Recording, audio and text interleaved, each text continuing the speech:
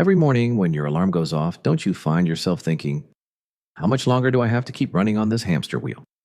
Living a life, walking on eggshells around your boss, just watching the clock tick down until it's time to go home.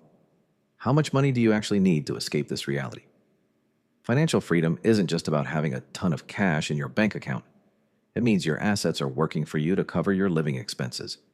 In other words, it's about reclaiming ownership of your time.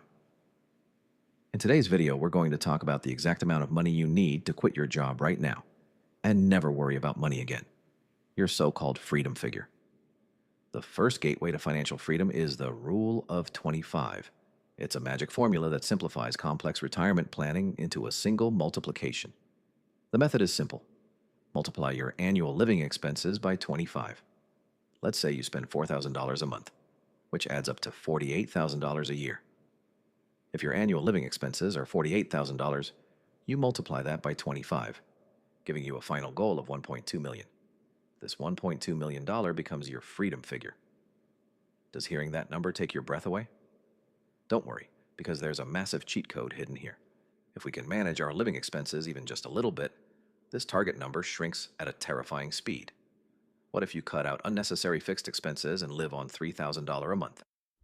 By reducing your monthly expenses by just $1,000, your ultimate retirement savings goal drops by a staggering $300,000, from $1.2 million to $900,000.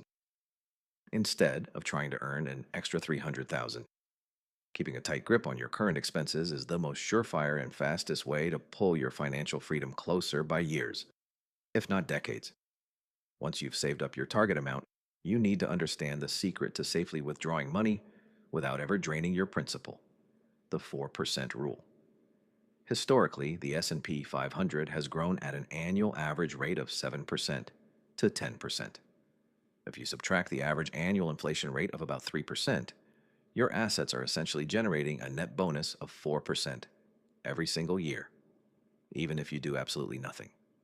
In other words, if you only skim off this 4% bonus to pay for your living expenses, your core principal remains completely untouched, becoming a financial spring that never runs dry.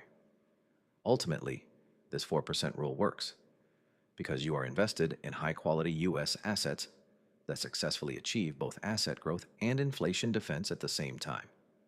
However, theory is different from reality.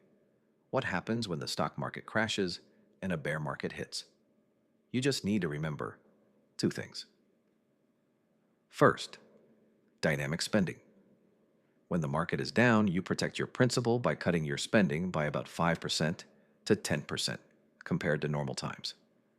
You need the flexibility to spend a little more during boom times and tighten your belt during recessions.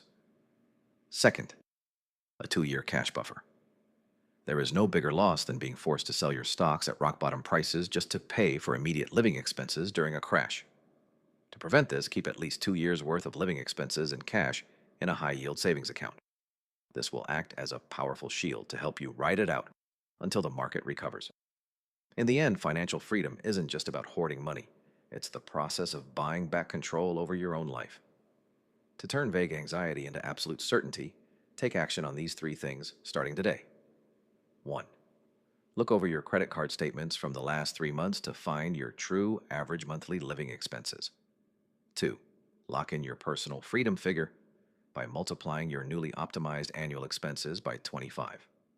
3. Start dollar cost averaging into the S&P 500, even if it's just a small monthly amount. Financial freedom is less about how much you make and more about how early you start and how well you stick to your own rules. Start planting that very first seed today until your golden goose can lay its own eggs. If you found today's video helpful, please like and subscribe. Here's to your early retirement.